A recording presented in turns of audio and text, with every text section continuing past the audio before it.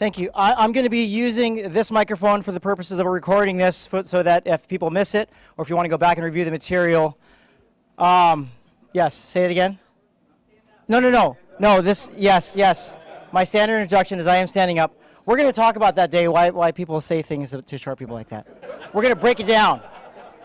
This is also very emotional for me because this is my last time giving this training. I have given my life to this subject. If I could pick one subject to teach on for the rest of my life, it would be this.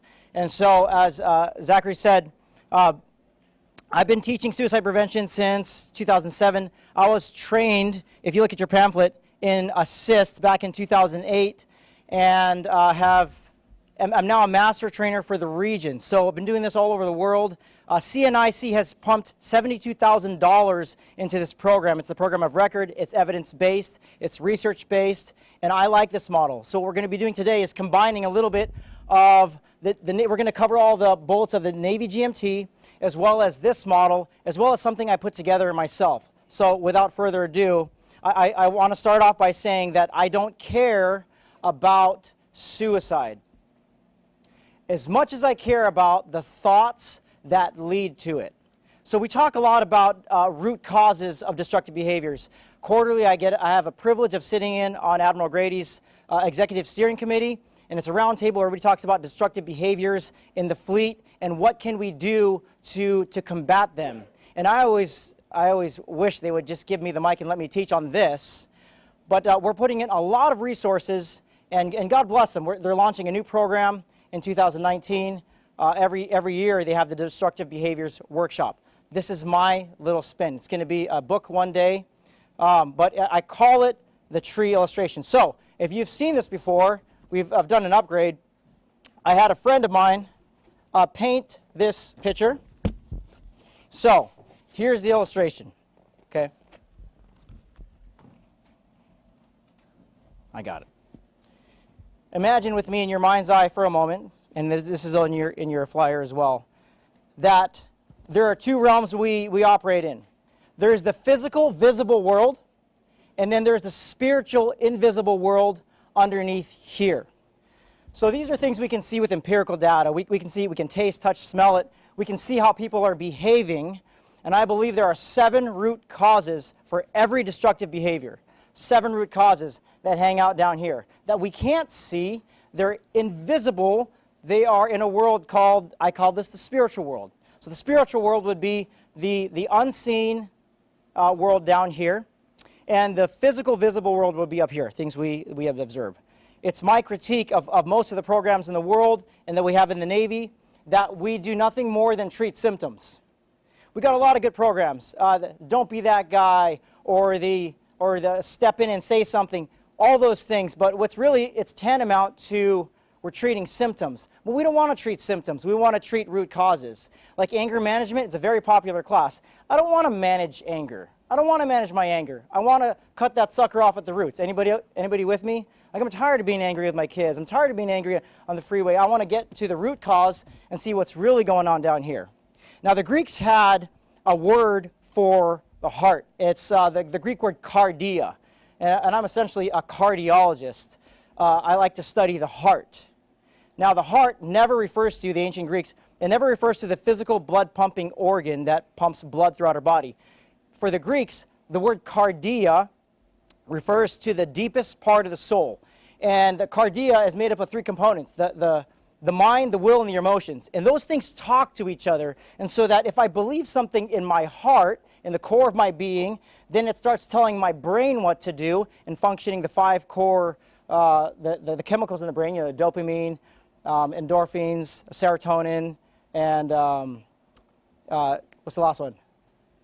There's 4. Okay, so my heart talks to my mind, and my mind tells my hands what to do. So when I'm behaving a certain way, it's always because something happened here in my brain, and then something happened here in my heart. One of my favorite pastors, his name is Matt Chandler, he has this saying that the heart of every issue is an issue of the heart. So this is true suicide intervention. True suicide intervention means dealing with the heart. The assist model is a low guidance model where you do a lot more listening than you do talking. In this model, they encourage people, don't try to fix people. You ever try that? It's called shooting all over people. Don't shoot all over people, as I just shooted you right now. The shooting model, when someone says, hey, I'm thinking about killing myself, there's something deep down in our gut that wants to fix that. We don't like that. It's uncomfortable. So we say, no, you can't do that. Think about your kids. Think about this. And it's a guilt-driven model. In my vernacular, the grace model is you give them some space and you help them wrestle with the feelings that they're feeling. Because what we do not feel, we could never heal. So I let people just go. And as a chaplain, my ears are graves where people could bury their problems in order to begin healing. I would submit that every single person in the room can do the same. It takes no effort to listen to someone's story. No effort at all. Actually, it does take a lot of effort to sit there and say nothing. It's going to take some discipline not to try to fix people. So I submitted to Fleet Forces, to the program manager for destructive behaviors, Marie Parker. I said, that ACT model, A-C-T, I said, I want to change that model. And I want to make it TACT, T-A-C-T. So the first thing out of my mouth that I should say in any suicide intervention model is, thank you. Zach, for you to share with me those feelings, that took a lot of courage. I just want to thank you, and you are the man for trusting me. So I promise you I'm going to do the best I can to get you plugged into the right resource. I think there's one in my pamphlet here. Oh, Veterans Crisis Line. And so on and so forth. I'll get you plugged into Fleet and Family. I'll get you plugged into Military One Source. But thank you for trusting me. That's the only thing we need to say. The rest of our time in suicide intervention can deal with listening. And if we train ourselves to listen more, then we're going to see the stuff that's what's really going on. And when I know what's really going on, then I never need to judge anybody for what's going on up here. There's a lot of stuff. Fleet Forces, as of currently, they have been tracking 6 destructive behaviors: suicide-related behavior, domestic violence, alcohol-related incidents, driving under the influence, substance abuse, drug abuse. But then again, I don't care about those things because they're up here.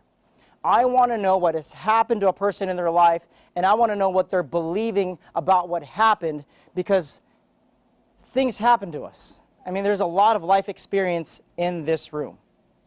And so, which means there's a lot of brokenness in this room, and there's the potential for people to walk around holding brokenness that's never been dealt with. And when it's never dealt with, then it manifests into some sort of destructive behavior or constructive behavior. So people, they see someone, and then they go, that guy's a jerk. What I see is like, man, I wonder what happened to him or her. And I kind of want to give him a hug. Like, I see someone being really mean, the tendency is like, man, I hate that guy, or that guy's a jerk. I'm thinking, I want to hear their story. I want to hear their story. And never be fooled by the outward appearance. Like, now I'm just going to get vulnerable right now, right? Like, what does it look like when someone grows up, I don't know, let's just say someone who grows up sexually abused. Not once, not twice, but it goes on by family members, and it marks them. What do they end up looking like as adults? Anybody? There's no answer here. He could be an abuser himself, he or she. What, maybe an addict? Well, you are looking at one. But nobody ever called me out on it because my life has been marked by perfectionism and drivenness and degrees and being the best I can at everything. Like I can't play a sport. We used to play gator ball. I could never do that without like almost getting hurt because I have to win. I have to get another degree. I have to get my doctorate. I have to do. But no one called it out like, this guy's pretty driven. But what happened was when I was a kid, some abuse happened and I hung on to it and I had a lot of shame and guilt, and then it manifested into accomplishment. So when I see, so there's a tendency to say, well, this person's out of shape. That is not cool in the military. And then the guy that's pumping iron over here and looking at himself in the mirror, no one's calling that out. But it's the same poop, different scoop. It's the same type of insidiousness. And I want to say, hey, do you believe you have to work out? And do you have to be the best? Well, yeah, I got to. But when bad things happen, it can manifest itself in socially acceptable ways and detestable ways. What I'm proposing is we call out both. So someone reaches flag, or someone reaches SCS, or someone's climbing to the top. Sometimes that's an indication. Hey, so what drives you, sir, ma'am? And then people get to the top. We've had a suicide epidemic in the past dozen years. And people are saying, like, I don't understand how these people of top rank can take their own lives. They have everything. That's the phrase. When it happened in our own family here, can we talk as a family here? When it happened here, I don't get it. This person had money, they had success. I don't get why they killed themselves. Well, my friends, money and success isn't everything. In fact, it can be the key indicators that there's something wrong here. So for both sides, we call out both. And suicide intervention is as leaders on the deck plate, seeing someone and say, well, that's a red flag to me. And that's okay. And the worst things, we get to know somebody and we see their story, and then it turns out they're not suicidal, but things still need to be dealt with. Okay, so I want to jump into this. I believe there are 7 core roots that cause all destructive behaviors. 7 core roots. So it's here in your pamphlet. The first root there would be the root of deception.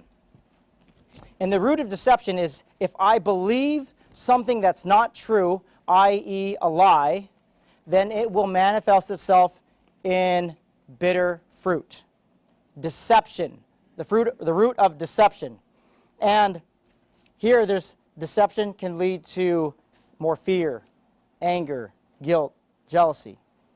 I often have to ask myself, and even in counseling people for the past dozen years, is that true? Is someone cycling a thought like, well, everybody just hates me. Okay, so is that true? Because the person standing in front of you doesn't. So we can pick apart different lies. Easy exercise, right? The second root, I would say that this is the root of rebellion. Everything can be going well, and the person's in their spirit just has a rebellious spirit. I wrestle with this. Like I'm a rebel at heart. I like to push the line. But the rebellious spirit says, forget authority. But authority, at least in my theology too, exists because God has established it. And even if you don't believe that, you have to because we're in the military. The authority exists. So the rebellious spirit that pushes that line, it will manifest into different ways. Third root, the love of money. You might have heard this before. The love of money is the root of all kinds of evil. It doesn't matter where that came from. We all see it. Like if I'm driven by money, I'm going to step on all of you to get what I want. More money, more power. These 4 roots over here, I believe there's 4 core. Okay? Approval, comfort, control, and power.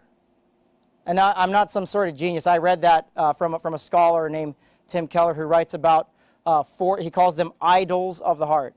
So an idol would be something that I've made matter most in my life.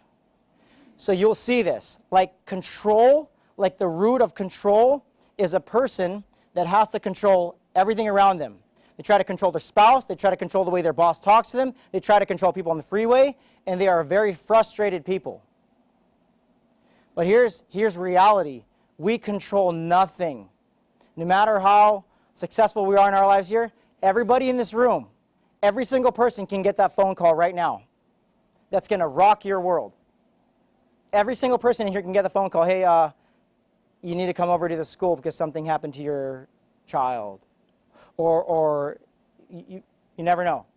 So the illusion of control is that if I know more or if I succeed more, then I'll have more control, when the reality is we don't. We don't control anything other than the reactions we have to life. So really control is a deceptive thing, where a sailor or service member believes that they can control something, and then when they feel that reality that they're not in control, well, there's one thing I can't control. I'm going to kill myself. It's linked. Control, power. Power, when someone worships power, that's this root over here. When someone worships power, they feel like they have to get the last say. A power is an image thing. A power is, well, confession again. That's me at home with my kids. Like, I'm going to get the last word in. That's an idol of power.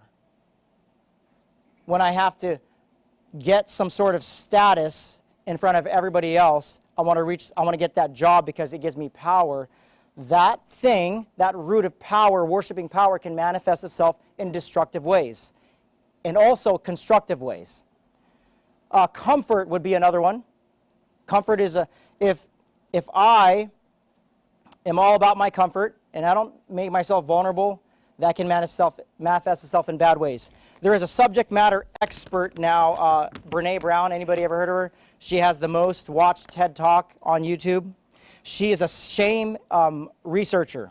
And so Brene Brown says this: if you trade your authenticity for safety, you may experience the following: anxiety, depression, eating disorders, addiction, rage, blame, resentment, and inexplicable grief.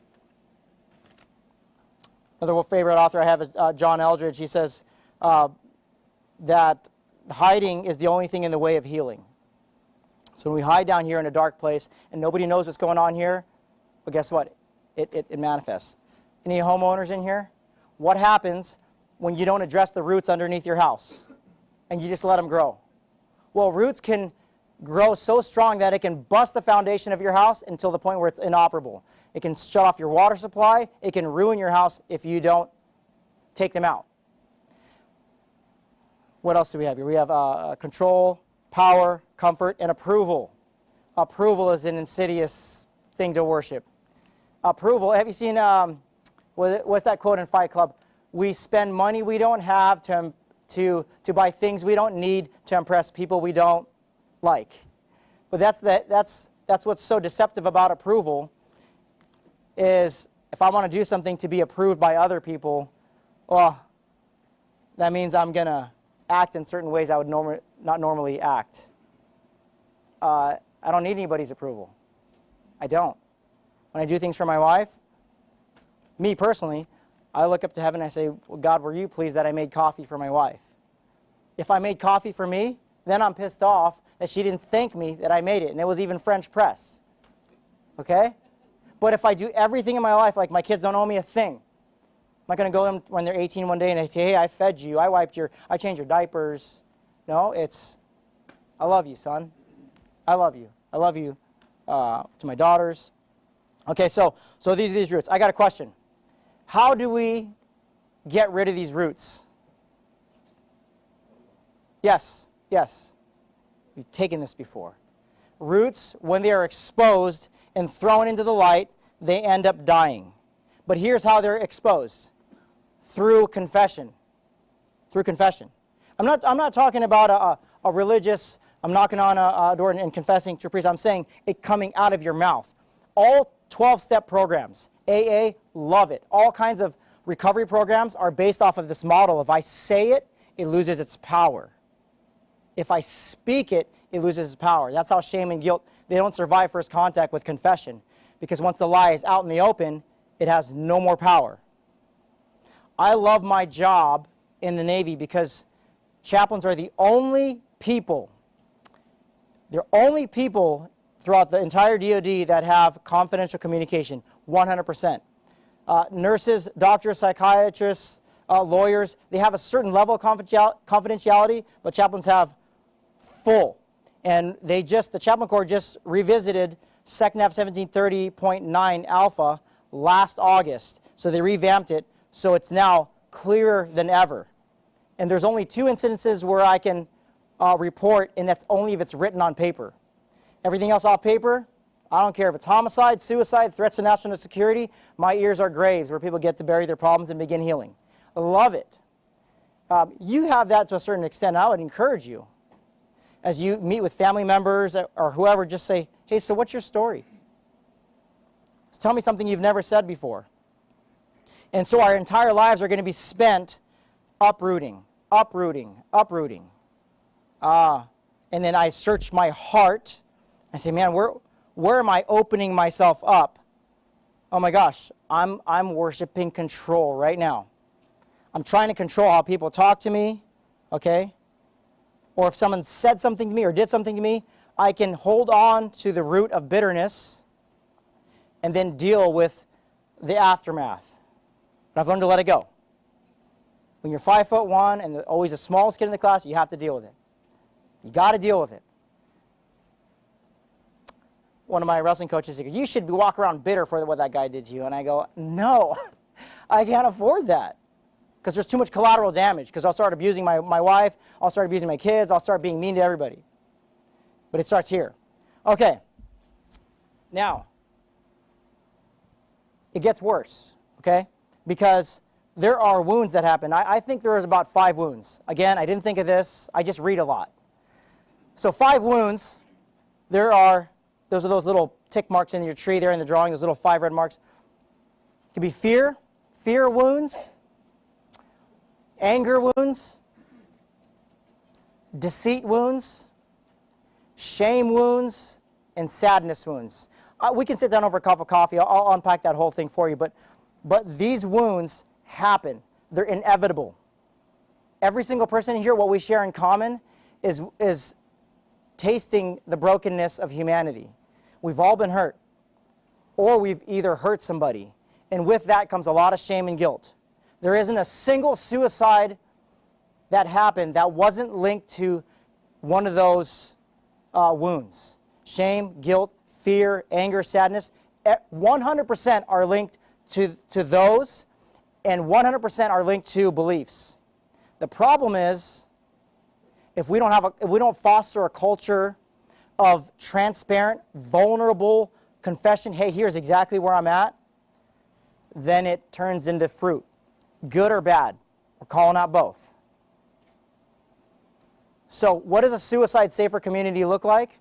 It looks like a community that's not afraid to say, hey, like, I got counseling today at 1400. I'm still going through it. Like I'm meeting with psych. Because I don't have all the answers, so I like to sit in the chair of a professional who can say, this is my subject matter expertise. I want to know what things I'm manifesting in my life that are linked to things of the past that haven't been dealt with. I'm just being honest. And I'm going to die one day, and none of your opinions are going to matter to me. I read another book called Girl, Wash Your Face. It was written for ladies, but I read, right? So she goes, other people's opinion about me are none of my business. You're allowed to have whatever opinion you want of me, and I can't control you. So think what you want. I'm going to be free. And the key to freedom, you know what the key to freedom is? Is being free from me. You know what the key to being free from me is? I'm free from you. And it's all linked. I don't need anything from you, and so I'm free to love you. I'm free to accept you. Of course, in the military, you have to abide by certain, that matters. But as far as negative thoughts about me, whether people hurt my feelings, my life's gonna be all letting it go. Let it go. Like Frozen, I watched a lot of Frozen with my daughters. Let it go, let it go. That's a great message. Okay, it gets a little bit worse before I close this off here. On the side, you'll see those bricks. Now, I believe there are 4 bricks. Guilt, anger, greed, jealousy. Again, I didn't think of this. I read a book by Andy Stanley called The Enemies of the Heart. And the whole premise of Enemies of the Heart is that those 4 things block us being able to dig deep down and see what's in our hearts. Okay? Guilt, anger, greed, jealousy. And if I were to define those bricks, guilt, anger, greed, and jealousy, I can define it in debt-debtor language. Do we get that? What that means? Debt-debtor language. So the language of guilt says, I owe me. I did something wrong. I screwed up last year. I can't believe I did that. I probably destroyed my marriage, and they live in guilt. Anger is also debtor language. It means you owe me. You didn't text me back. You didn't email me back. You owe me. You said this to me. You owe me. So it's anger. And really, anger turns into rage. And then that's when it becomes destructive. So guilt, anger. You know what greed says? The language of greed is the world owes me. Gosh, I need more toys. I need more money. Fact. 100% of the things we own will end up in a dumpster or a garage sale. Right? Am I right? 100%. We don't bring any of it with us. Guilt, anger, greed, and jealousy. You know what jealousy is? Still debtor language. It's whatever your God is, it's God, you owe me. Like I could look up all day and say, God, why didn't you make me taller? All the leaders in the military are so tall. I need a little bit more. Nope. But if I walk around thinking God owes me, and I'm going to be angry, I'm going to be mad, I'm going to be hangry. So, once again, the bricks on the side here, when we erect these walls, it prevents us from being known. In isolation, the difference between isolation, there's emotional isolation and there's emotional insulation. Isolation is this, and you ain't getting near me. Insulation is, hey, we'll have coffee. I'll let you in, but not all the way in. I got to protect that 1%. So I always say this. This is always awkward, but I like to say it anyways. If there's any secrets in our marriages, they're doomed. It's dead. We can have no secrets in our marriages. Because I can't be fully loved unless I'm fully known. And if I hang on to that 1%, then I'm actually preventing my wife from loving me. Because I will say in my mind, I'll believe the lie, the deception. If she knew that part, she wouldn't love me. So I'm going to hide that from her so she'll love me. But she's really loving a false perception of me, and my whole marriage is based off a sham. And then what happens is it turns into destructive behavior, and eventually, sadly, it turns into suicide. When we're known and we step into the light, we don't think suicidal thoughts because we have experienced the joy of being known. So with that, there's people who are wrestling with it now. That's okay. If you're sweating, that's okay. I'm here to come alongside you and say, let's step into the light together. I'll join in the hip with you, and we'll blow this thing up together. This lie, this secret addiction, the secret past, it's all based off of a lie. When people step into and they're finally known, healing begins. AA, 12-step programs, all without confession, those programs are good for nothing. Okay? And all the people who've been part of groups will say, yes, he gets it. So, what does a suicide-safer community look like? It looks like a community that fosters and caters to that. Not that they need to know everything. Like a good commanding officer or a good chief or good leader will say, look, you don't have to tell me your story, but I would encourage you, get with a chaplain, go to the doctor, get with fleeing family, and tell somebody your story. When you come here, you got to compartmentalize. You can't be coming in here and dragging everybody else down. But we care about you, so we're going to create some margin in your schedule so you can be known. Okay? I personally like to hear everybody's story. It doesn't depress me. It doesn't bring me down. It actually gives me energy. Because that's my purpose in life, is to enter into people's brokenness so they can see healing. I love it. And then I would encourage everybody, don't ever react when you see a lot of fruit. Embrace people and thank them for being transparent and vulnerable. I'll put my information on the slide here. Even though when I leave here in a couple months, you can keep my number. I love this stuff. I'm going to do this till the day I die. And I'm only 21, so I got a lot of time left in the Navy. But I think it's appropriate for me to say I love you, NWDC. You've been a great family for 3 years, and I'll be here whenever you need me. Thank you.